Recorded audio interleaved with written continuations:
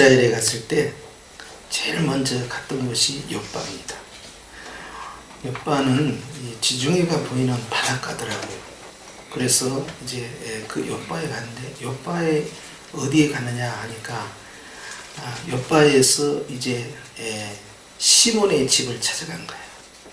그래서 이제 그 시몬의 집으로 추정이 된 그 집에 가니까 이제 현재 사람이 살고 있기 때문에 안으로 들어갈 수 없지만, 이제 순례객들이 와서 그 시몬의 집 앞에서 이제 설명을 듣고, 또 이제 그들이 사용하는 물건들을 또 보여주고, 그렇게 해서 이제 그곳에 사진도 찍고요.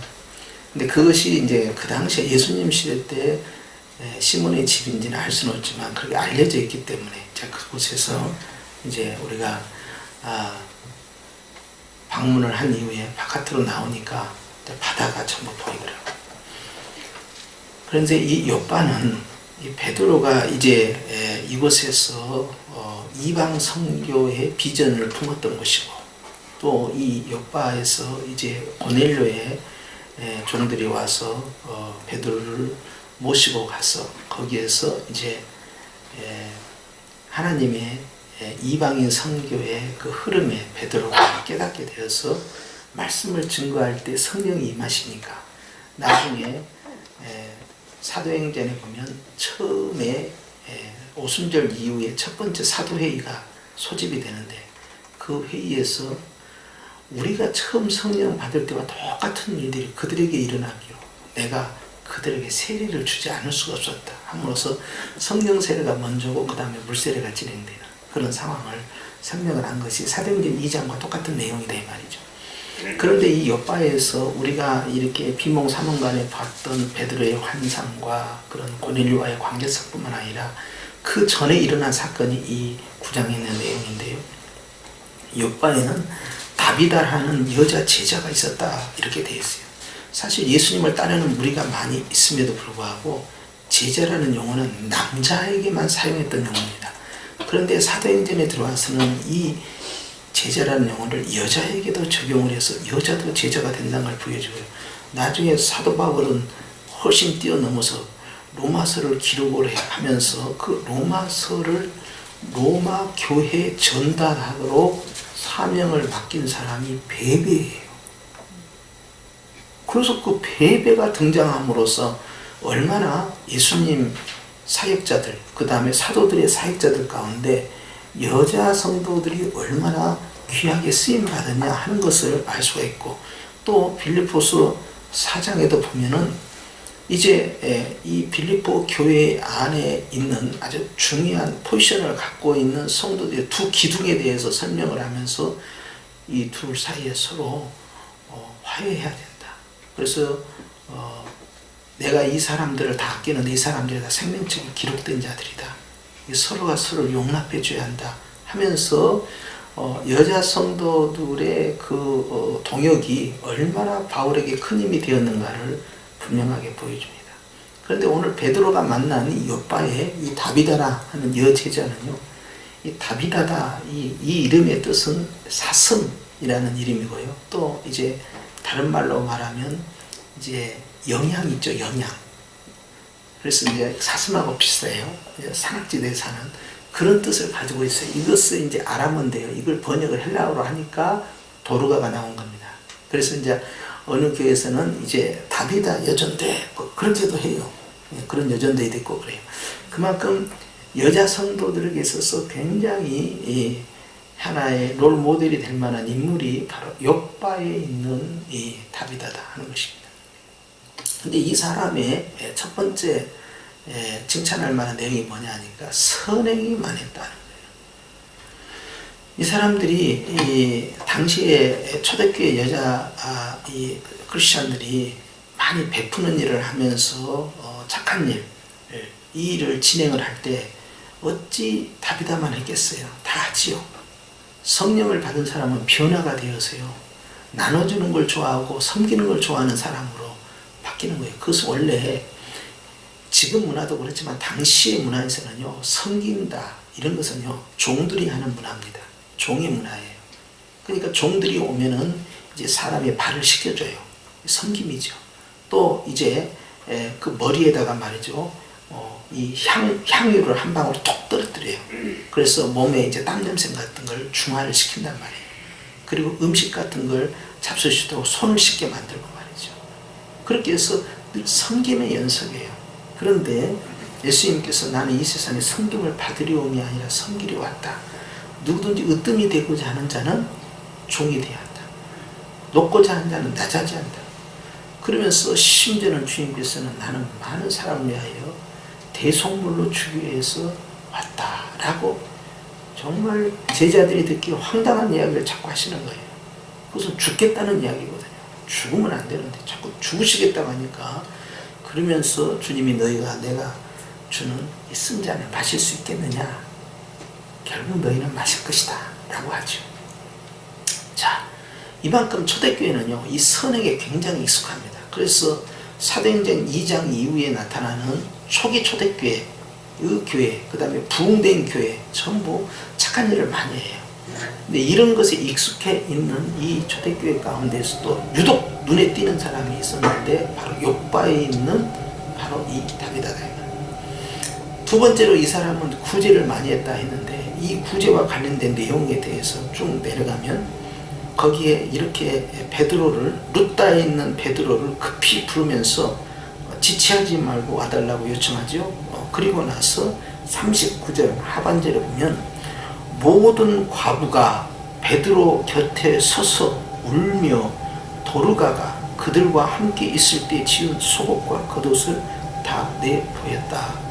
이건 도르가로 되어 있는데, 왜냐하면 이방인들 헬라 사람들이 섞여 있는 곳에서는요 도르가라는 이름을 쓰면요 하나가 되는 일이 훨씬 유리합니다. 그래서 이름을 두 개 가진 사람이 있어요. 이렇게 얘들 바울 같은 경우도 이름이 두 개입니다.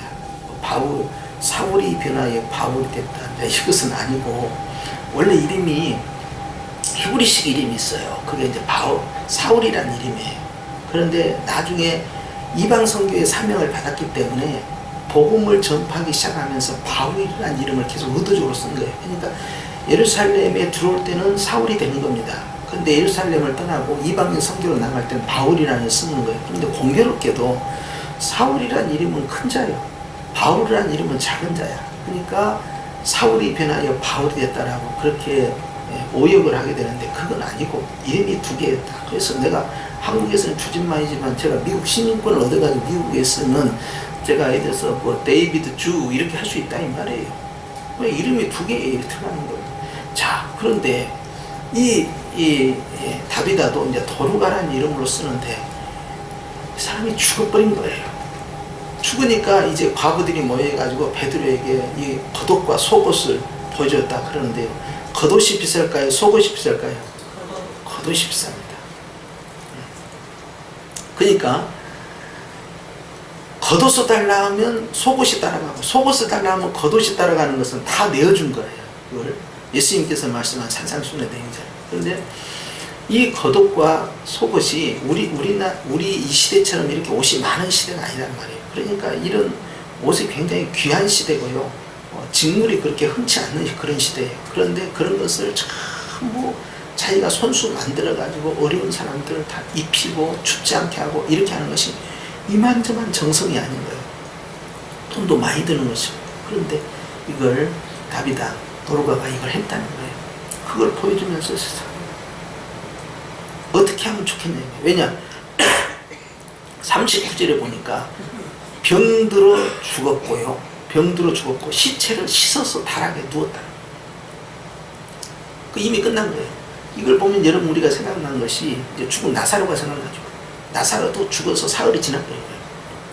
여기도 이미 죽은 거예요. 기절한 게 아닙니다. 완전히 죽은 상태예요. 그런데 베드로가 특이한 일을 진행을 합니다. 40절이죠. 시작. 베드로가 사람을 다 내보내고 무릎을 꿇고 기도하고, 여기서 딱 끝나죠. 그 다음에 돌이켜 시체를 향하여, 분명히 시체가 없어져 있죠. 죽은 자입니다. 시체를 향하여 이르되, 누구야? 다비다야 일어나라. 마치 예수님이요 죽은 소녀의 손을 잡고 달리다꿈 하신 것처럼, 또 나사로를 향하여 나사로야 나와라 부르신 것처럼 똑같이 한 거예요. 다비다야 일어나라 하니 그가 눈을 떠 베드로를 보고 일어나 앉은지라 그랬어요. 우리는 오늘 총여전대회 헌신 예배를 통해서 우리는 세 가지의 교훈을 얻고자 합니다. 첫째는요, 영적 다비다와 같은 총여전도의 우리 회원들이요, 첫 번째 할 것은 착한 일을 많이 하시기 바랍니다. 착한 일을 한다고 해서 구원받는 건 아닙니다. 그러나 착한 일을 많이 하면 구원받은 성도들은 상급을 많이 받습니다. 그리고 여러분, 우리가 요한계시록 19장 7절에 보면 주님께서 혼인잔치에 우리를 초청하면서 이 19장에 흰옷 입은 아름다운 모습이 나오는데요, 빛나고 깨끗한 생화 옷을 입게 돼요. 그런데 그것이 빛이 난단 말이에요. 그 빛이 나는 그 뜻이 무엇인가 하니 아름다운 보석이 많이 붙어 있는 거예요. 그러니까 보면 웨딩드레스 하면 여기다가 말이에요, 이 다이아몬드로 말이에요, 전체를 치장하는 그런 드레스가 한 번씩 나오면 그 드레스가 뭐 아주 수백억 수천억이다 막 이렇게 막 해외 토픽에 나오고 그러잖아요. 그런데 그런 것처럼은요, 온 몸이 아름다운 보석으로 다 바글바글 다 달려있단 말이에요. 그러니까 빛을 반사해서 말이야 바짝바짝 빛나. 그래서 빛나는 생화옷이 보석 옷을 말하는 거예요. 왜 나중에 다 자기들 옷인데 뭐 감동이 없이요? 다 그거 입을 거요. 그냥 바짝바짝 빛나 아주 귀한 보석으로만 쫙 했는데 그 다음에 이렇게 돼 있어요. 8절에 이는 성도들의 옳은 행실이다. 그러니까 자기 보석 자기가 달고 있으려면 어떻게 해야 돼요? 열심히 착한 일을 많이 해야 돼요. 할렐루야. 그런데 착한 일하고 빼앗기면 안 됩니다. 오른손이 한 일을 왼손이 모르게 해야 돼요. 그래야 상을 안 받게요. 소리 소문 없이. 그래서 은밀한 가운데 보시는 너희 하나님이 다 체크하신다. 알아서 마일리지 올라가고 알아서 포인트 올라가니까 신경 쓰지 말고 그거 빼앗기지 않도록 삭감되면 안 되잖아요. 그러니까 행여나 누가 할까봐, 행여나 빼앗길까봐 그거 조심하면 돼요. 주님은 다 나는 내가 착한 일 한 거 다 잊어봅니다. 근데 주님은 다 기억해버려요. 할렐루야. 그리고 내가 나쁜 일 한 거 나는 기억 못한 거 있죠. 근데 회개한 건 주님도 기억 안 한다고 했어요. 왜냐하면 내가 회개한 거 주님이 다 기억 안 한다니까요. 할렐루야. 내가 기억하지도 않겠다고 했어요. 자, 그런데 착한 일을 한 것은 주님이 다 기억한다는 거예요. 그것을 전부 이제 우리 주님께서 기념시키는 거죠. 그래서 착한 일을 많이 하면요, 성도들이 더 아름다워져요. 영혼이 아름다워져요. 심령이 아름다워져요. 그러니까 장애인 단체 같은 데서 봉사하는 분들이 처음에는 어려우니까 불쌍하니까 가서 도와주겠다 해서 가지만 나중에 돌아올 때는 100이면 다 뭐라고 합니까? 다 배우고 왔습니다. 얻어왔습니다. 깨닫고 왔습니다. 처음에는 도와주러 갔지만 나중에 섬기면서 낮아지면서 착한 일 하면서 오히려 영적인 기쁨을 회복해서 돌아오는 거예요. 그렇기 때문에 여러분, 우리는 하나님 앞에서 착한 일을 할 때 절대 이 상급을 빼앗기지 않아야 되는데, 특히 교회가 그걸 잘해야 됩니다. 중세 교회는요, 착한 일을 다 해놓고 다 하나님께 영광 돌리지 않고 자기들이 영광을 다 중간에서 가르쳐가 버려요. 그렇지만은 우리는 어떻게 해야 되겠습니까? 이 다비다처럼 말이죠. 하나님 앞에 선행을 많이 해야 돼요. 주님이 알고 계시니 이 착한 일 선행하는 것을 중단해서는 아니 되는 거예요. 끊임없이 계속 착한 일을 진행해 나가는 것이죠. 그래서 여전도의 회원들이 때로는 이제 각 여전도회마다 회장이 있고, 금년에는 누가 회장하고 또 내년에는 누가 회장하고 이렇게 돌아가면서 할 거 아닙니까?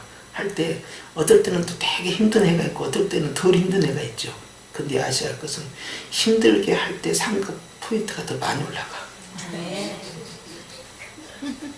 아니, 한번 생각을 해보시라고요. 주님이 똑같은 여전도 회장을 했어. 그런데 어떤 해는 너무 쉽게 끝냈네, 임기가. 근데 어떤 데는 정말 일할 사람도 없고 아픈 사람만 자꾸 생기고 뭐 밥 안 발라면 다 아프고 갑자기 일시에 감기 걸려버려. 그런다든지, 아니 뭐 좀 봉사 좀 하려고 그냥 사람들이 다 바쁘다고 못 나와. 발만 동동 물리고 돈도 떨어지지. 그럴 때가 있을 거란 말이에요. 그렇게 힘들고 어려울 때 실망하지 말 것은 하나님은 다 알고 계셔요. 그걸 생각. 그래서 지나가면서 내가 내 집에서 휴지 하나 주는 것이 뭔 상급이 있겠습니까? 그러나 교회 오다가 휴지 하나 들었어 뭐 술쭉 주워서 주머니에 넣고 있다가 쓰레기통에 버리면 다 그것도 주님은 소자에게 물 한 그릇 대접하는 것조차도 기억하시거든. 왜 그걸 기억 안 하시겠냐고요. 그러니까 내가 다 알아서 하는 거예요. 따라서 내 눈에 띄는 것은 나에게 주신 상급이다. 네, 그래서 딱 보면은 저 집이 내 눈에 띄냐 그러면 내가 아는 거예요. 난 딱 보니까 오늘 이 화분이 이게 완전히 이제 소천 직전으로 끝나가니까 자 이걸 내가 오늘 나팔을 불어야 되나 이거 말아야 되냐 그랬어. 그런데 혹시 여러분 가운데서 이 화분이 말이야 이제 수명이 다 돼가는구나 꽃이 떨어지고 하는 것을 강하게 감동을 받으신 분은 소리 소문 없이 빨리 움직이셔서 다음 주에 또 멋지게 하나님 앞에 주여 내 생명을 받으시옵소서 하면서 화분을 드리는 것인데 이때는 아멘을 하면 복이요. 할렐루야. 이런 것은 막 경쟁이 일어나 버려야 돼요. 막 골치가 아파야 돼요. 아니 누가 먼저 한다고 했는데 내가 해야 된다고 말이야. 내가 할 거라. 이렇게 선한 경쟁이 나올 정도로 기본적으로 이런 것은요. 눈에 띄는 사람이 제일 먼저 띄는 사람이 선점을 딱 해버려야 돼요. 그래서 주님께서요. 착한 일을 하는 이 도르가뿐만 아니라 고넬료 있죠. 고넬료가 하나님 앞에 착한 일을 많이 했습니다. 사도행전에 보면 고넬료에 대해서 칭찬하실 때 고넬료가 하나님을 경외하면서 선한 일을 많이 한 거예요. 소문이 쫙 난 거예요. 그러니까 유대인들조차도 고넬료를 무시하지 않는 거예요. 고넬료가 못된 짓거리만 하고 있다가 베드로를 불렀으면 베드로가 기분이 좋겠습니까? 그런데 착한 일을 한 거예요. 백부장도 마찬가지고 백부장도 유대 지역에 점령군으로 와 있는데 점령군으로 있으면서 자기 종이 병들었을 때 사람들이 저 사람이 별로 우리 민족에게 도움을 안 준 사람 같으면 예수님 그거 해주지 마시오. 뭐로 도와줘 이렇게 나올 거 아니야. 그런데 옆에 유대인들이 저 사람은 좀 생각해 줘야 합니다. 저 사람이 우리 민족에게 착한 일을 많이 했습니다. 자꾸 예수님께 그렇게 피하를 하는 거예요. 안 해도 다 아셔요. 예수님은.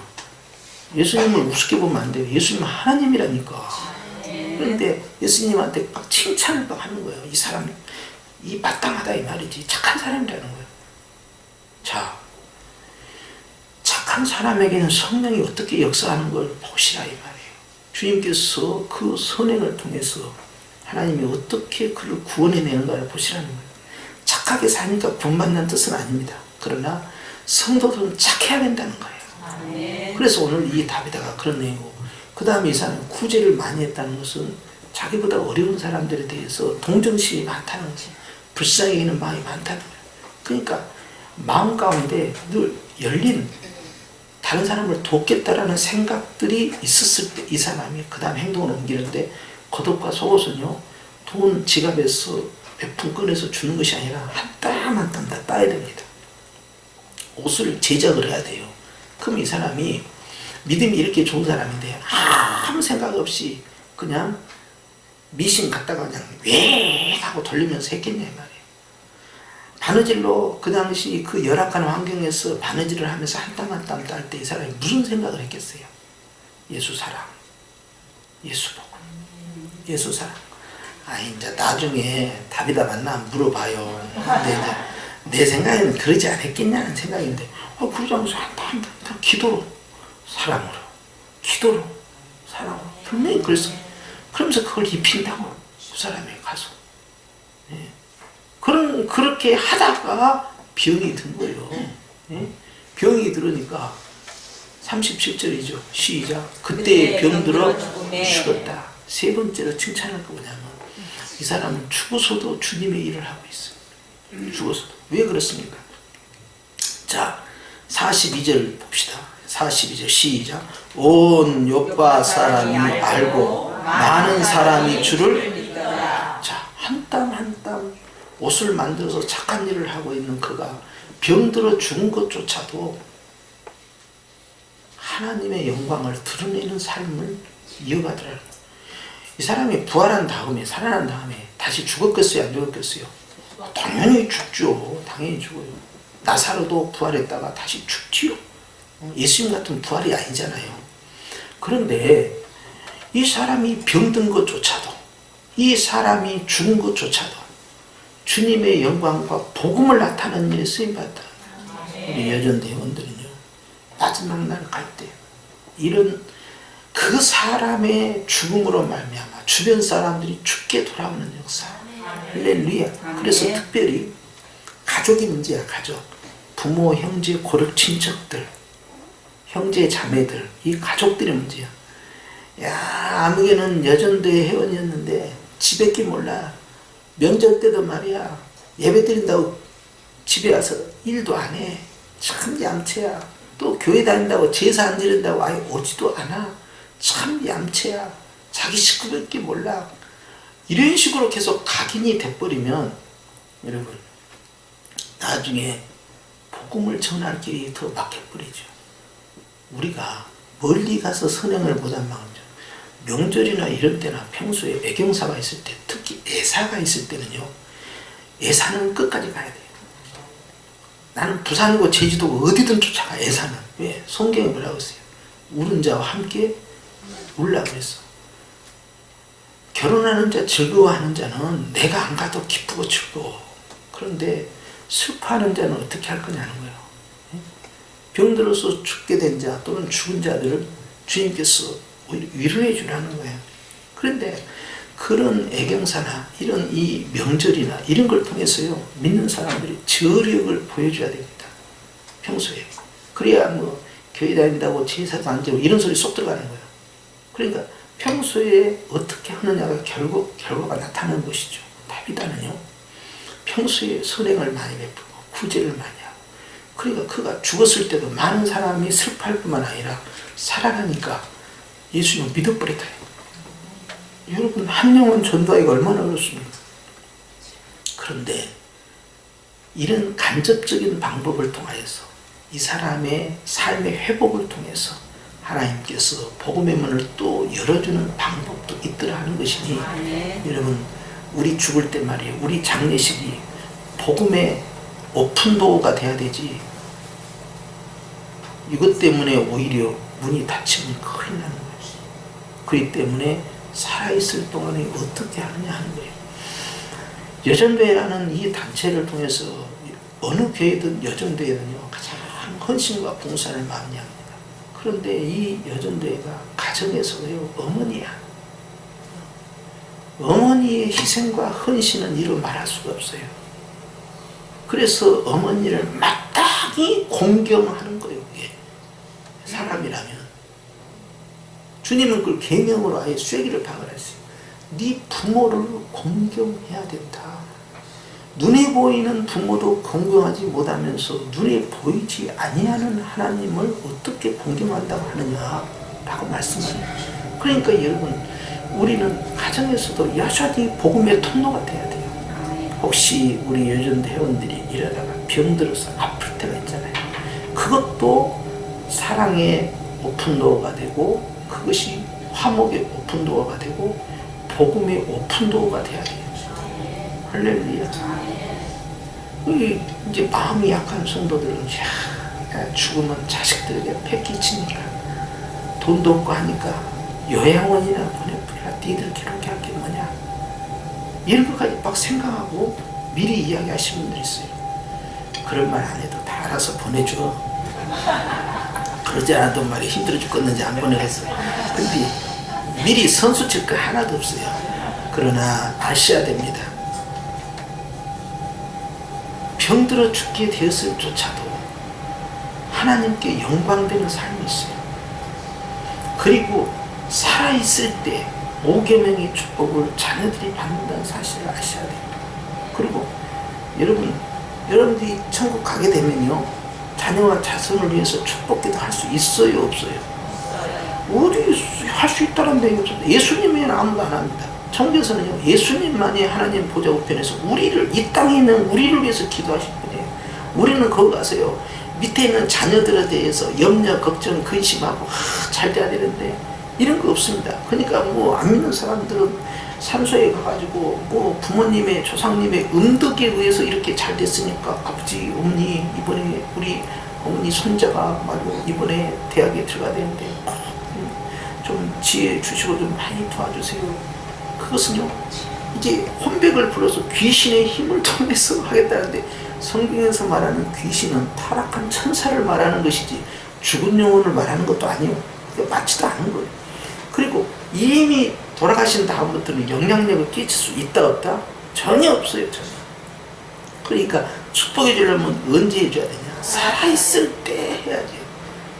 5계명의 축복을 받으려면 그것도 살아있을 때 해야지. 돌아가실 때 장례식 크게 하고 이 기념석 세우고 둘레석 세우고 말이죠. 매장해가지고 관 좋은 거 석관으로 쓰고 이런다고 해서 달라질 것은 아무것도. 그런다고 해서 막 함부로 하라는 건 아니고, 중요한 건 뭡니까? 병들었을 때 죽었을 때조차도 복음의 통로가 되고 있는 이 다비다를 보라는 거예요. 예수님 믿으라고 한 거 아닙니다. 그저 착한 일만 계속 한 거예요. 남도 어려운 사람 도와준 거예요. 그의 신실한 모습을 다 본 거예요. 그런데 여러분 아셔야 할 것은, 선행이나 구제를 할 때는 교회 안에서부터 시작이 됩니까? 교회 밖에서부터 해야 됩니까? 사도 바울은요 믿는 자부터 먼저 하라고 했어요. 항상. 내 가정을 보살피지 못한 자가 어떻게 누구를 사랑한다 할 수 있겠느냐는 거예요. 그러니까 네 부모부터 공경하고 다른 부모 공경해야 된다는 거예요. 다 수신제가 치고 평창. 내 가정부터 잘하고 내 교회부터 먼저 잘하고. 그러니까 도울 때도 말이죠. 우리가 이렇게 사회적으로 이렇게 어려운 일을 당하고 있을 때 말이에요. 예를 들어서 우리 교회가 야 이번에 지진이 일어나고 수해가 일어나고 화재가 일어나는데 우리가 좀 돈 좀 모아서 좀 도와주자. 암흑의 지역이 많이 힘들다는데, 야 그럼 뭐 돈을 모으니까 얼마가 모았냐? 야 300만 원이 모아졌다. 야 이 300만 원을 어떻게 할까? KBS에 보낼까? MBC에 보낼까? SBS에 보낼까? 이렇게 하지 말고 어디다 보내야겠어요? 네? 물론 성형교회인데 성형교회에서 어떻게 하겠어요? 이걸 그 지역 있잖아요. 그 지역의 어려움을 당한 교회를 먼저 살려야 합니다. 그리고 그 교회가 그 지역을 돕게 만들어줘야 돼요. 그런데 막 이름을 내려고 말이에요. 9시 뉴스에 나오려고 그것은 큰 교회만 해도 괜찮아요. 우리 같은 교회까지 해버리면 복잡해지는 거예요. 우리는 바로 말이죠. 돈을 모아가지고 그 지역에 있는 교회를 돕고 그 교회가 그 지역을 섬기게 이 시스템을 만들어야만이 지역보호마가 되는 거지. 다이렉트로 교회 제껴 보고 말이야. 거기 있는 사람 도와주면 그 교회는 어떻게 하라고. 그 교회도 불나가고 다 없어져 버렸는데, 교회를 살려면 그 교회라는 지역을 돕도록 시스템을 구축해 줘야 된대요. 그러니까 뭐 하나 하더라도 우리는 복음의 통로까지 생각을 해야 돼요. 선교지에 우리가 미얀마에 그때 엄청나게 이제 수해를 당해왔고요. 총회적으로 어떻게 했느냐. 우리 GMS 총회 세계 선교에서 파송한 선교사들 다 끌어모은 거야. 미얀마에 가 있는 선교사들 다 끌어모은. 그러면 한 30-40명이 딱 모일 거 아닙니까? 우리 교단 GMS. 그러면 이 GMS 선교사님들 딱 모아놓고 우리가 가지고 가는 게 10억이다. 그럼 이 10억을 어떻게 분배하면 좋겠냐. 그러면 그 선교사가 관할한 지역 있죠. 그 관할한 거점 지역부터 이 선교사가 앞장서서 나누기 시작하는 거예요. 그럼 여기 끝났으면 그 다음 선교사 이렇게 나가는 거야. 그렇게 해야만이 계속해서 영향력을 끼칠 수 있는 선교의 거점을 확보할 수 있어요. 그런 것처럼 다비다 같은 경우도 일부러 예수님 믿으시고 하지 않았어요. 그러나 다비다가 열심히 성실하게 살고 다른 사람 도와주면서 착하게 사니까 하나님께서 그의 죽음조차도 주님이 들어 역사하시더라고요. 그래서 많은 사람이 주를 믿었다. 이 많다는 숫자가 정확하게 몇 명이다 돼 있지 않지만 적지 않은 숫자 아니겠습니까? 그러니까 살아 있을 때 전도한 것보다 죽었다가 살아남은 훨씬 많은 사람을 전도한 거죠. 죽은 나사로도 똑같았어요. 나사로가 살아나니까 많은 사람들이 주께로 돌아왔다. 이런 녀석. 그래서 그것이 종려주일이 시작이 된 겁니다. 그래서 그 종려주일에 동원된 그 군중들이 전부 나사로와 연관성이 있는 사람들이에요. 여러분, 우리 여전대는 어때야 되겠습니까? 말씀을 정리하면서 세 가지를 생각하십시오. 선행입니다. 착해야, 착한 일을 많이 하시라는 거예요. 네, 교회 안에서부터 시작해서 교회 밖에까지. 두 번째, 구제하는 일을 중단하지 마시라는 거예요. 어려운 사람 돕는 거. 가정에서부터 교회에서부터 바깥으로 항상 순서는 이렇게 나가야 돼요. 예루살렘과 온 유대와 사마리아, 그 다음에 땅 끝 이렇게 전달되는 거예요. 이걸 꼭 기억하셔야 돼요. 그 다음에 내가 아프고 병든 거 이조차도 하나님 영광이 되게 하옵소서 하셔야지. 목사님 늙으니까 이제는 아프고 나는 이제 은퇴를 해야 되지 않겠느냐. 헌법에도 70이면 다 은퇴인데 그러다 인생 은퇴할 수 있어요. 은퇴를 그렇게 하면 쓰겠습니까? 비록 헌법에는 은퇴를 시켜도 우리가 주님을 섬기는 일, 하나님 앞에 착한 일을 하는 일, 복음을 전하는 일에 은퇴는 죽을 때 이루어지는 것이지 그전에는 없는 것이에요.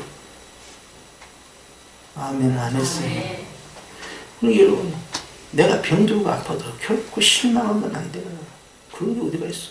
같이 낙심하지 말고, 내가 병이 들고 돈이 떨어지고, 돈 떨어지면 기도하면 되지. 꼭 돈으로만 봉사를 해야 됩니까? 기도해서 축복해줘. 특히 자녀들을 축복을 많이 해줘야 돼. 속 썩기는 아들이든 말 안 듣는 며느리든 상관없어요. 기도를 많이 축복.